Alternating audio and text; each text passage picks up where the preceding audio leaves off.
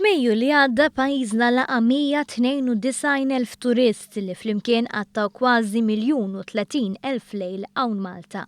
Dan skont statistika tal-Uffiċċju Nazzjonali tal-Istatistika.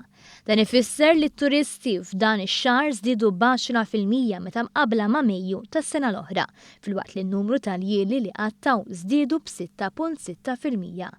F'pajjiżna dawn it-turisti nefqu iktar minn 154 miljun euro, ġifieri tkabbir ta' 5% minn Mejju tal-2015.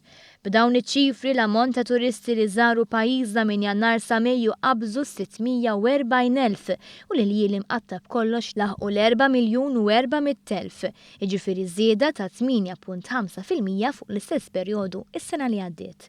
Iż-żieda kienet riflessa fl-infiq turistiku għaliex fl-ewwel 5 xhur ta' din is-sena pajjiżna daħħal 29 miljun euro aktar fl-ekonomija. Il-qabża hija ferm ikbar jekk wieħed jara dawn il-figuri bis-swit dawk tal-2012, aħħar sena ta' gvern preċedenti, fejn iż-żieda tal-istess perjodu kienet iktar minn 37%.